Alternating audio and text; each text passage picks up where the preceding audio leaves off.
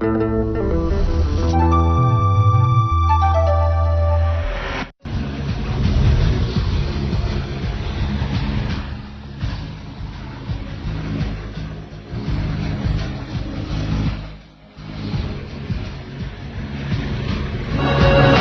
nos jours, les jeunes Tchadiens sont de plus en plus audacieux et ambitionnent de représenter leur pays dans les instances internationales.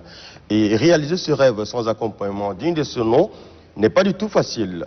Mais quelle est la politique de placement des jeunes à l'international prônée par les autorités de notre pays pour permettre à ces jeunes d'atteindre leurs objectifs? Pour en parler, nous recevons sur ce plateau Djeramadi Roland. Il est secrétaire général du Conseil national de la jeunesse du Tchad, en abrégé CNJT. Il est en même temps candidat au poste de vice-président de l'Union panafricaine de la jeunesse, en abrégé UPJ, section Afrique centrale. Monsieur Djeramadi, bienvenue sur ce plateau de Carrefour. Merci, bonjour Monsieur Max Alex. Quand on parle de la représentation des jeunes Tchadiens, surtout dans les instances internationales, pensez-vous que les jeunes Tchadiens sont vraiment représentés?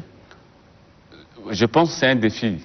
La représentation de la jeunesse tchadienne au niveau des instances internationales ou régionales est un défi. Et donc, nous ne pouvons pas dire de nos jours qu'il n'y ait pas un jeune Tchadien qui représente notre pays au niveau international. Il y en a. Mais l'effectif que nous avons à notre possession actuelle est vraiment insuffisant. Et il y a beaucoup de travail à faire dans ce sens, tant au niveau politique de nos gouvernants qu'en milieu jeune et à travers les jeunes nous-mêmes. Et donc nous estimons que ça s'amorce déjà, nous comptons déjà une dizaine, pour ne pas dire très insuffisant, mais nous devons nous donner encore le meilleur de nous-mêmes afin que nous puissions redonner le blason du Tchad. Le tricolore doit être flotté dans différentes instances internationales, surtout à travers la jeunesse. Et donc nous devons renforcer cette diplomatie-là, qui n'est seulement réservée aux politiques, mais nous les jeunes, nous devons également songer à ce comment est-ce que nous devons faire pour renforcer cette diplomatie, cette politique diplomatique du Tchad. Et aujourd'hui, je pense que la jeunesse puisse valablement faire valoir cette diplomatie au niveau international. Et c'est ce dont nous nous engageons à renforcer, ce que les autorités, ce que les dirigeants de notre pays ont eu à faire, ou ils sont en train de le faire, nous devons renforcer afin qu'aujourd'hui le Tchad puisse être entendu et respecté au niveau international. Vous parlez des défis de la jeunesse. À quoi faites-vous allusion exactement? Non, les défis de la jeunesse, les défis sont énormes. Nous sommes sans ignorer qu'aujourd'hui, le monde en général et l'Afrique en particulier fait face à des défis sécuritaires, à des défis sanitaires à travers la pandémie Covid-19. Et donc ces deux agrégats pèsent énormément sur le fonctionnement même de l'institution panafricaine, et donc ces effets sont ressentis au niveau de la jeunesse. Et donc nous estimons que nous devons réorienter la vision de l'Union panafricaine de la jeunesse afin que les aspirations de la jeunesse africaine puissent être prises en compte dans les nouvelles dynamiques que nous allons installer lors de ce congrès-là. Et ces défis sont également le taux d'emploi de la jeunesse. Nous sommes sans ignorer également qu'aujourd'hui, le taux de chômage en Afrique est plus élevé. Plus élevé, et donc c'est l'occasion également de se pencher sur cette question, comment est-ce que la jeunesse puisse être auto-employée, non seulement en tenant compte de la politique des États, mais nous les jeunes, comment nous devons nous-mêmes chercher de l'emploi afin que nous puissions sortir de ces fléaux de chômage qui perdurent. Mais également, nous avons autre chose, c'est la relance économique à travers l'apport des diasporas. Fait partie également des défis que nous, la jeunesse africaine, nous devons y pencher, mais également la question de l'appropriation de la politique de l'Union africaine. Aujourd'hui, il n'est pas question, ceux qui sont aujourd'hui dans les instances de prise de décision au niveau national comme international, c'est l'avenir de la jeunesse qu'ils sont en train de chercher. Et donc nous devons également nous impliquer pleinement et s'approprier des axes majeurs auxquels sont bénéfiques, les jeunes seront les bénéficiaires directs ou indirects. Nous devons nous approprier afin qu'aujourd'hui, se souvenir que les aînés qui sont actuellement aux commandes puissent nous léguer dans de meilleures conditions afin qu'aujourd'hui, demain, l'avenir de ce continent puisse être garanti par nous qui sommes aujourd'hui. Mais où se situe réellement le problème de la sous-représentativité de la jeunesse tchadienne dans les instances internationales? Je pense que le problème peut être à deux niveaux. Peut-être c'est de contraintes financières, Parce que pour s'engager dans des instances internationales, c'est des moyens. Parce que, il y a des instances, non pas par voie nominative, mais c'est à certaines instances qui sont réservées qu'on peut entrer que par voie élective. Et pour accéder à des postes électifs au niveau sous-régional ou international, il va falloir que nous puissions préparer suffisamment de moyens pour y arriver. Et donc, je pense que le moyen financier peut être un obstacle.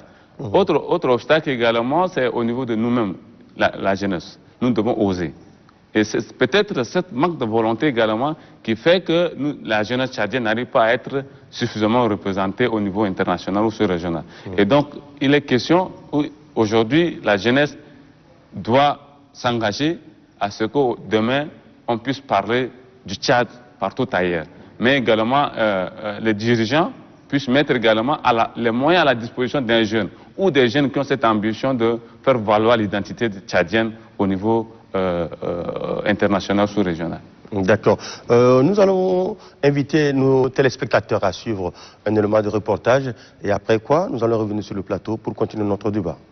Le leadership, l'accès à l'emploi et à la formation professionnelle, l'entrepreneuriat, l'apport de la diaspora dans la relance de l'économie africaine, la valorisation et la mise en œuvre de l'intégration africaine pour le bien-être de la jeunesse, l'appropriation de la politique de l'Union africaine, la radicalisation et l'extrémisme violent, voilà entre autres des défis que doit relever la jeunesse africaine.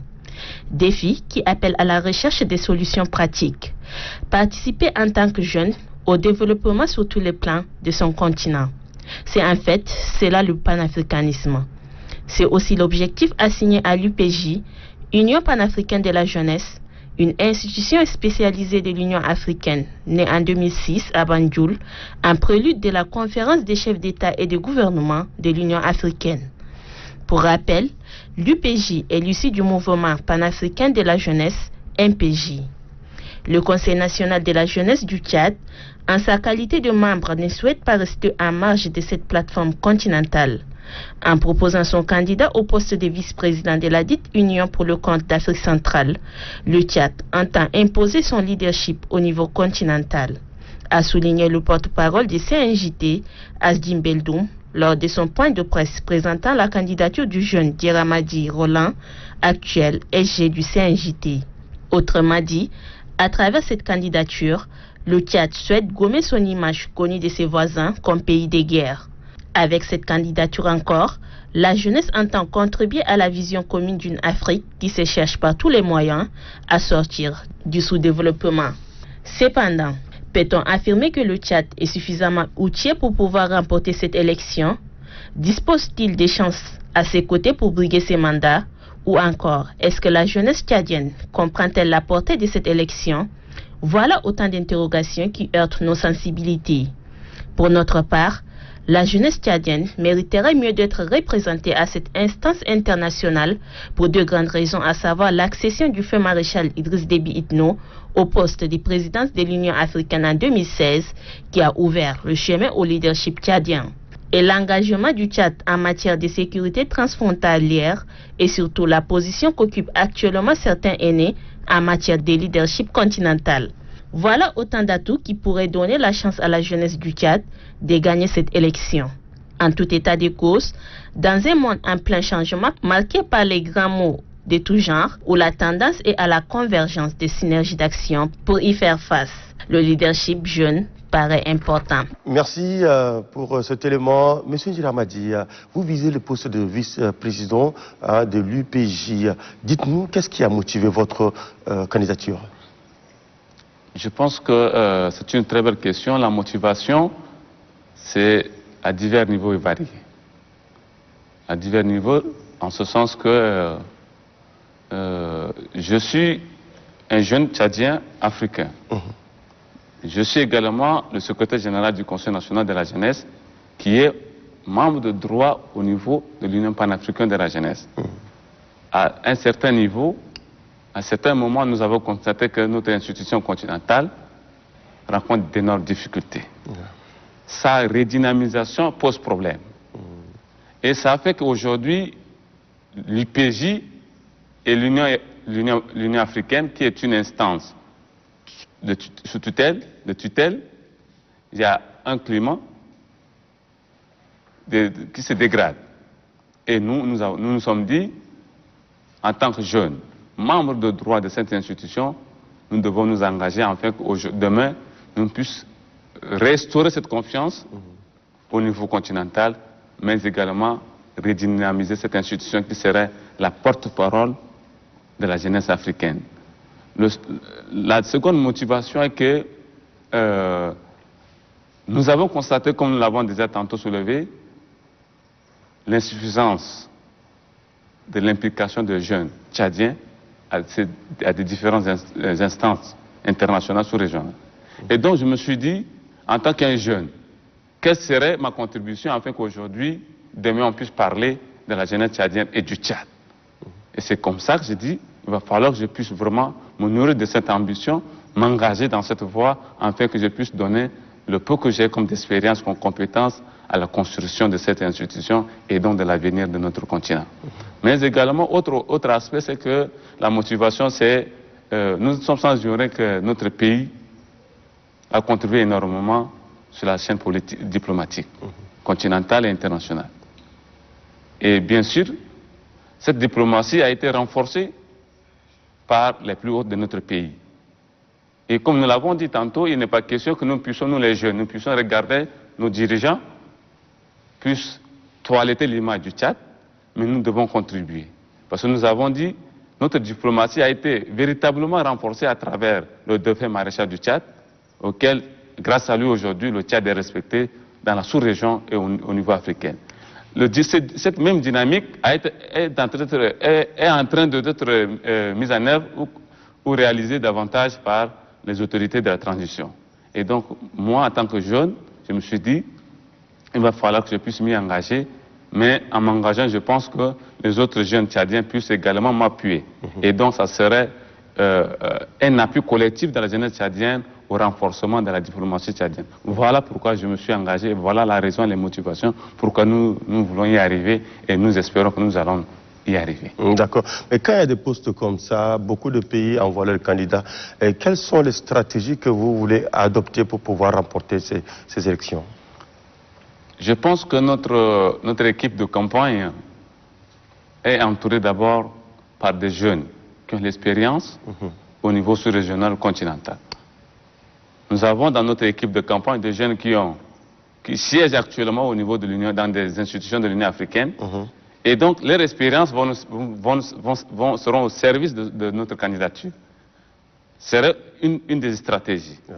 Nous avons également les plus hautes autorités de notre pays, à travers le ministre de la Jeunesse, et plus particulièrement le Premier ministre chef du gouvernement, ont instruit le ministre des Affaires étrangères qui va saisir toutes les chancelleries et même les pays amis et frères, afin qu'ils puissent solliciter leur adhésion à la candidature du Tchad. Je pense que c'est un aspect important et fondamental pour pouvoir donner la chance au Tchad de remporter ces postes. Mais également au niveau du Conseil national de la jeunesse, nous avons travaillé et nous sommes en train de travailler avec nos pairs, avec les différents CNJ de l'Afrique centrale, mais au-delà, afin qu'ils puissent vraiment et véritablement apporter leur soutien à la candidature du Tchad. Donc je pense que les stratégies sont au niveau étatique, gouvernemental, mais également au niveau des jeunes. Nous sommes en train de faire un travail de lobby, afin que nous puissions renforcer la chance du Tchad à briguer ces postes plus importants pour la diplomatie tchadienne. D'accord. Le Tchad essaye d'appuyer les jeunes qui aspirent à ce genre de postes. Vous pensez que les actes posés sont largement suffisants, ou bien il faut encore pousser pour que les jeunes tchadiens soient beaucoup plus représentés? Je pense que jusqu'à présent, les autorités de notre pays ont fait quelque chose pour appuyer la jeunesse et pour sa visibilité au niveau national et international. Mais les actions qui sont en train de mener, nous plaidons pour que nos autorités puissent encore en faire davantage. Le cas de notre candidature actuelle, beaucoup des actions de soutien ont été apportées par les autorités de notre pays, à travers le ministère de la Jeunesse, à travers le Premier ministre chef du gouvernement. Et nous avons également saisi le président de la République, et nous estimons que d'autres actions, d'autres soutiens puissent nous permettre d'accroître la chance du Tchad à remporter ce poste.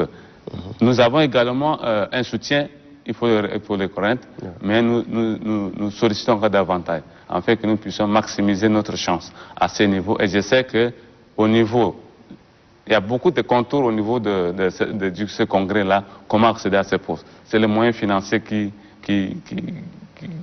sont les plus importants, mais également les relations diplomatiques.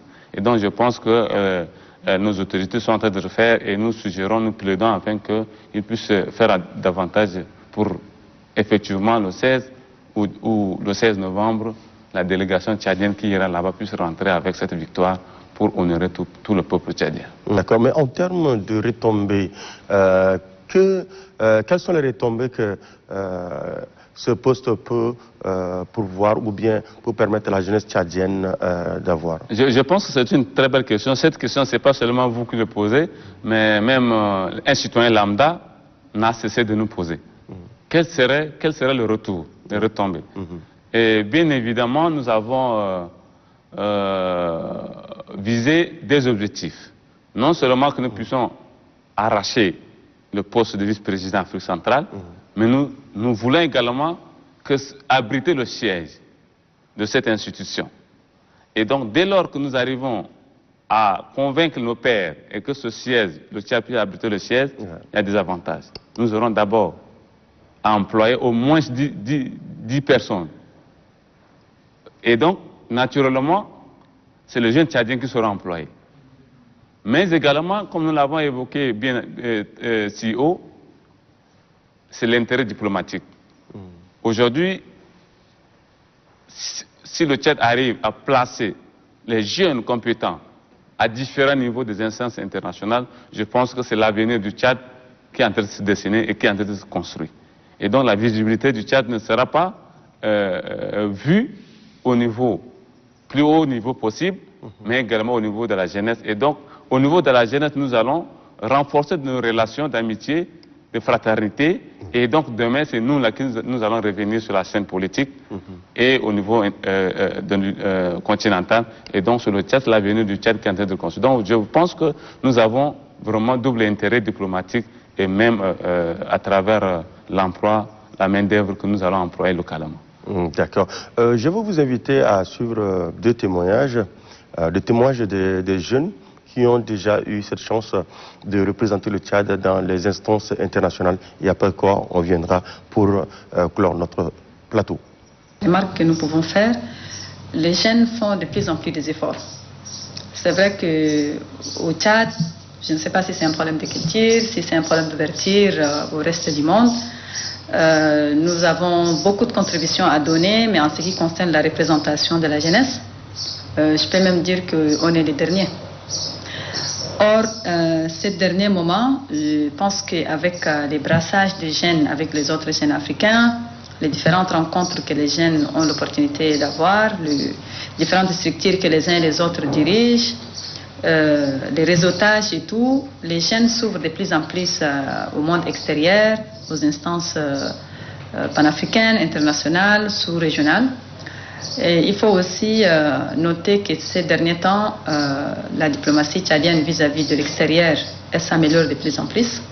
Nous avons, même si ce n'est pas des jeunes, des compatriotes tchadiens qui sont représentés au niveau international, ce qui peut tout à fait inspirer les jeunes à vouloir aussi accéder à des postes internationaux, que ce soit des postes nominatifs ou électifs. Mais mon constat personnel, c'est qu'aujourd'hui, on est en train d'évoluer. Je ne peux pas dire qu'on est suffisamment représenté. Il y a un grand travail à faire. Le travail qui reste à faire, c'est vraiment un travail du côté de un travail de plaidoyer du côté de la diplomatie, ce qui concerne exclusivement le gouvernement. Faire assez de plaidoyer, chercher à placer les jeunes aux instances internationales, parce que le Tchad est un pays membre comme tous les autres pays. Et donc, si nous trouvons des pays qui ont vraiment assez de représentativité au niveau international, alors que nous, ce n'est pas le cas, forcément notre place est prise par d'autres pays. Et cet effort-là, il n'y a pas que les jeunes qui peuvent le faire, il y a aussi le ministère en charge de la diplomatie, des affaires étrangères, qui fait aussi un effort pour que les jeunes puissent aussi, en tant que Tchadiens, être représentés aux instances internationales, ce qui revient simplement à un droit de ces Tchadiens-là. Parce que il faut noter que les Tchad, dans la diplomatie internationale, dans la politique au niveau international, les Tchad a assez contribué. Même si, d'une manière ou d'une autre, on ne les voit pas trop, parce que c'est pratiquement sur le côté militaire. Je pense que sans la stabilité, sans la sécurité, on ne peut même pas parler des instances internationales, on ne peut pas parler de représentation au niveau international.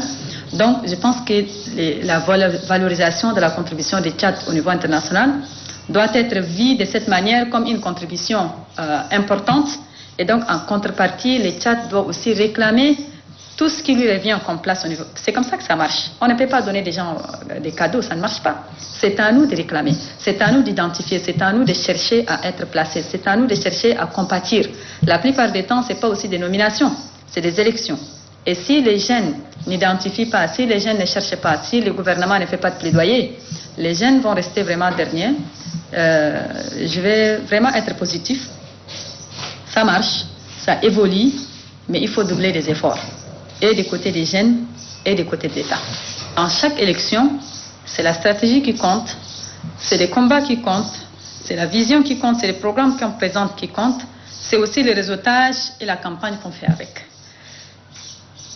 Le Tchad, quand je dis que le Tchad est dernier, c'est pour aussi pousser les gens à pouvoir réclamer la place du Tchad qui reste vide ou occupée par d'autres pays au niveau des instances internationales et panafricaines.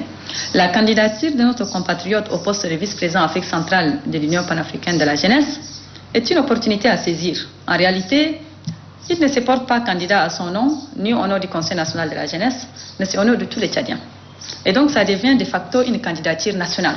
Ce n'est plus une candidature des jeunes, ce n'est plus une candidature d'une structure des jeunes, mais puisque c'est une candidature nationale, parce que tous les pays se positionnent pour rentrer dans les bureaux. Et les Tchad se positionnent aussi dans ce sens.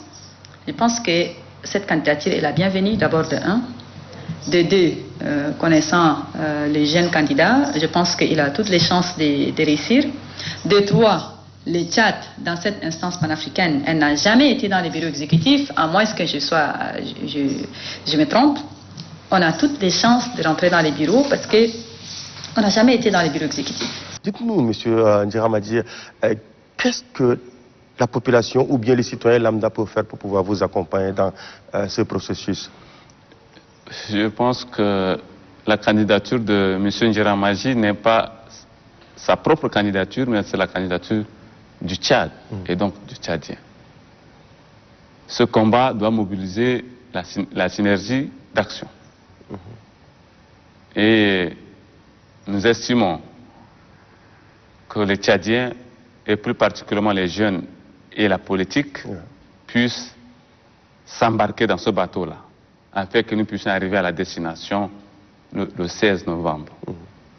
Le soutien que nous sollicitons au niveau de la population en général et de la jeunesse en particulier, aujourd'hui la guerre, les armes les plus efficaces pour mener une guerre, c'est virtuel. Nous devons, à travers la vision que nous portons, les actions que nous voulons mener doivent être véhiculées à travers les réseaux sociaux et dont la communication est un instrument efficace pour pouvoir gagner un combat. Et donc j'invite à ce niveau la jeunesse tchadienne, les Tchadiens à pouvoir vraiment s'approprier de cette candidature afin que toutes les actions que nous aurons menées puissent une action de Tchadiens et non pas de la personne de M. Roland. Parce qu'aujourd'hui, si nous arrivons à gagner ce poste, c'est l'honneur de tout un peuple.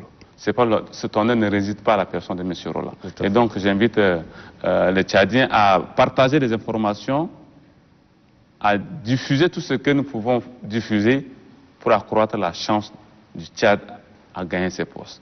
Mais également, les hommes politiques, les décideurs ne doivent pas être exclus, parce qu'ils sont des acteurs majeurs. C'est le ministère de la Jeunesse et des Sports qui nous ont parrainés, qui ont recommandé cette candidature. Et donc, les décideurs, le ministère de la Jeunesse, le Premier ministre chef du gouvernement, le président de la République, je pense qu'à différents niveaux, nous devons contribuer à atteindre l'objectif. Que ce soit par les moyens financiers, que ce soit par des conseils des orientations, que ce soit par des différents apports jugés utiles, je pense que seront les bienvenus. D'accord, nous vous souhaitons bonne chance. Merci. Et on espère que le siège sera bientôt ramené ici à N'Djamena. Merci beaucoup. Merci. Chers téléspectateurs, nous vous remercions de suivre ce plateau qui est axé sur la politique de placement des jeunes à l'international prônée par les autorités de notre pays. Merci d'être des nôtres et nous souhaitons bonne chance au SG du CNJT qui est candidat au poste de vice-président de l'UPJ. Merci. On vous donne rendez-vous la semaine prochaine pour un autre numéro de Carrefour.